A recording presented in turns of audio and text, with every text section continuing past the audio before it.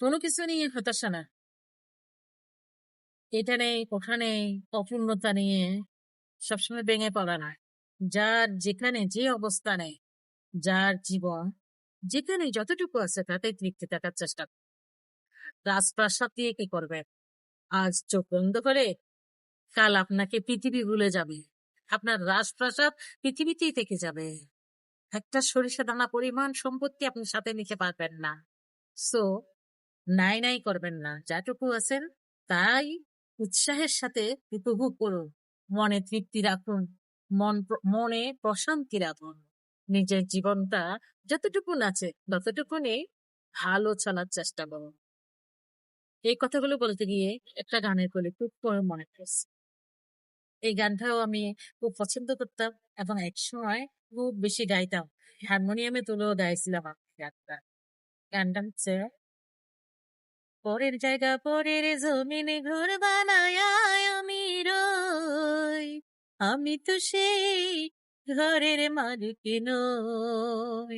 পরের জায়গা পরের জমিনে ঘর বানায় আমি রই, আমি তো সেই ঘরের মালিক নই।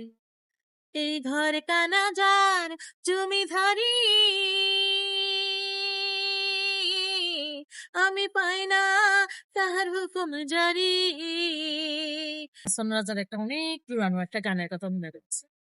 আমি ছোটবেলায় এটা, মানে যখন আমি সিক্সে কি গ্রেড 6-7 পড়ছি মনে হয়, খুব গুনগুন করে এটা গাইতাম। পড়তে বসলে, খেতে গেলেও, রান্না করতে গেলেও, মানে খুব করে গানটা গাইতাম। এই গানটা খুব ভালো লাগতো। খুব পুরোনো দিনের একটা গান, হাসন রাজার গান। লোকে বলে, বলে রে ঘর বাড়ি বালা নাই আমার, ফুলছে বলে, বলে রে ঘর বাড়ি বালা নাই আমার। কি ঘর বানাই মো আমি, কি ঘর বানাই মো আমি, সোনের মাঝার। লোকে বলে, বলে রে ঘর বাড়ি বালা নাই আমার।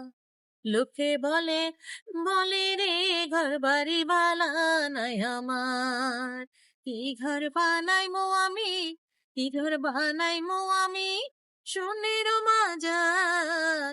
ও লোকে বলে, বলে রে ঘর বাড়ি বালা নাই আমার। যে যেমন ইচ্ছে প্রেম ভালোবাসা করে নিচ্ছেন, যাকে মনে যাচ্ছে তার সাথে সম্পর্কে জড়িয়ে যাচ্ছেন, বিয়ে করছেন, ভালো কথা। বাট বাচ্চা কাচ্চা নেওয়ার পর আপনারা যখন বাচ্চা কাচ্চার মা বাবা হয়ে যান, তখন যত বড়ই বিষয় হোক, যত বড়ই সমস্যা হোক, তখন একে অপরকে চট করে ছেড়ে যাওয়ার সিদ্ধান্ত কিভাবে নেন? আপনারা যতক্ষণ মা বাবা হবেন না, ততক্ষণ হয়তো আপনাদের ভালো না লাগলে বিচ্ছিন্ন হয়ে যেতে পারেন, এটা ডাজন্ট ম্যাটার, এটা আপনাদের মানসিকতা।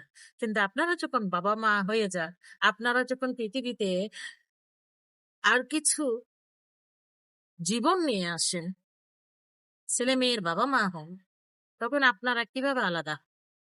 পৃথিবীর কোন আইনে আপনারা আলাদা হয়ে যান? ওই বাচ্চা দুইটার ড্রাইভার খেয়ে নেবে। সে বাবার সাথে থাকলে মা হারাবে, মার সাথে থাকলে বাবা হারাবে। তাহলে কিভাবে আপনারা, কি অধিকারে বাচ্চাগুলোর লাইফটা নষ্ট করেন নিজেদের সাথে? আমার মোটিভেশন হচ্ছে, যে দাম্পত্য জীবনে বাচ্চা আসে, যে দাম্পত্য জীবনে ছেলে মেয়ে আছে, সেই দাম্পত্য জীবনে স্বামী স্ত্রী দুজনকে ছেলে মেয়ের পিছনে তাদের নৈতিক দায়িত্বটা পালন করা জরুরি। পৃথিবীতে যখন আপনারা বাবা মা হয়ে যান, তখন নিজের স্বার্থটা না দেখে ছেলে মেয়ের স্বার্থটা দেখায়। কিছু অর্ডার দিছিলা? হ্যাঁ, আবার কি দিছো যে তুমি? আমি কি দিছি এটা আমার বিষয়টা